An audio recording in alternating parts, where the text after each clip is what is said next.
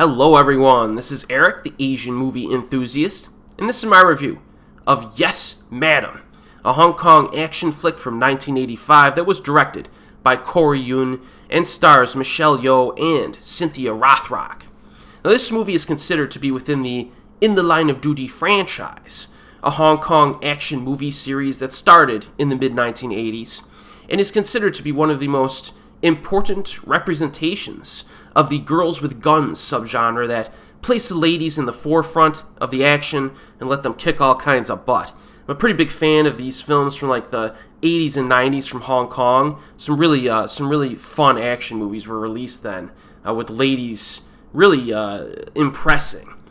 Now, a few years ago, I did a video on like 10 of the In the Line of Duty movies, which included a handful of unofficial installments. I can't remember how many are officially in the franchise and not. Maybe the first 4 are official installments, and then the rest were like spin-offs or whatever. But I will include a link to that video in the description box below if you want to see it. My thoughts on this movie, Yes, Madam, will very closely mirror my thoughts in that original video, but I did want to revisit this franchise again, given that it's getting some additional attention in conjunction with the recent Blu-ray releases from 88 Films and Eureka. So, let's talk about Yes, Madam here. In Hong Kong, Inspector Ng, played by Michelle Yeoh, manages to stop the theft of an armored car by a group of criminals. In another part of the city, a deal is being made between a Westerner and an assassin. After the deal goes sour, the assassin kills the Westerner, while the duo of low-grade criminals pickpocket the Westerner and steal his passport. Unknown to all of them, he had a secret microfilm that contains details of a group of criminals involved in illegal activities, most notably crooked businessman Mr. Tin. The inspector arrives later and discovers that the microfilm is missing, and Scottish investigator Carrie Morris, played by Cynthia Rothrock, is brought in to assist in recovering it. So, let's get right to the action with this one. Yes, Madam has some very impressive fight scenes. Now, most fans of Hong Kong cinema know that Michelle Yeoh can move, right? But I think fewer people internationally really understand the talents of Cynthia Rothrock. And if you look into her, her background, like she's legit, in real life. So, when I was younger, the only Rothrock movies I saw were like those low-grade American ones she did with Richard Norton, which I still like, because I love Richard Norton so much too. But, they had their entertainment value, but their action design is pathetic compared to what Rothrock's Hong Kong movies were like back in the 80s. So the difference is just like night and day. So I went from those, and then when I got into Hong Kong cinema, I'm like, wait, what? Rothrock did Hong Kong movies too? So when I got into them, I was just like blown away, because the fighting is just multiple levels higher than any of her American stuff. Now, the big set piece in Yes, Madam is the final showdown at a luxurious house where Yeoh and Rothrock fight against a bunch of thugs. It's just a fantastic scene, and one of the best sequences in Girls with Guns history, I would say, and a lot of people agree with that.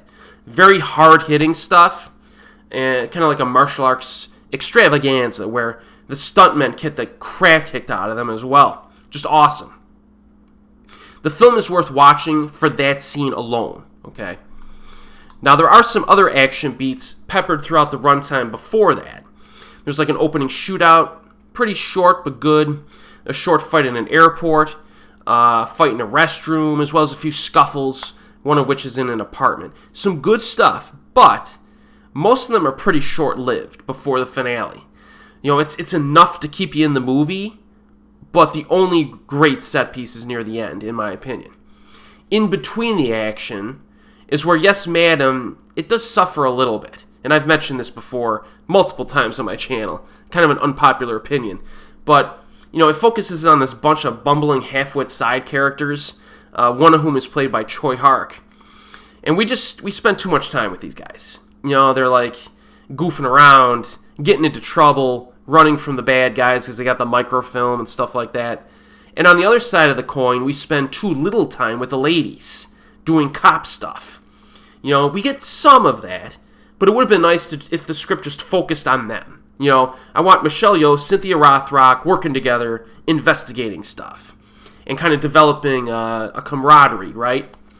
But unfortunately, we're kind of deprived of some of that because we got to immediately cut away and see what the doofuses are doing again. And this has always been my biggest problem with this movie over the years, and it still is, in my opinion, my biggest problem.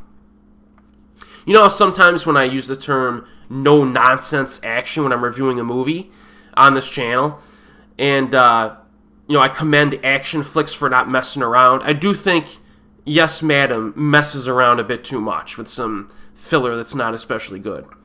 But the pacing is still good enough. The action is spaced out, even though they're short action scenes, they are spaced out to keep you in it.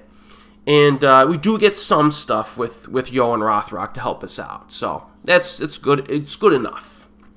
Now, to be honest, I've always considered Yes, Madam to be a little bit overpraised when considering the high praise it receives from like aficionados of Hong Kong action cinema.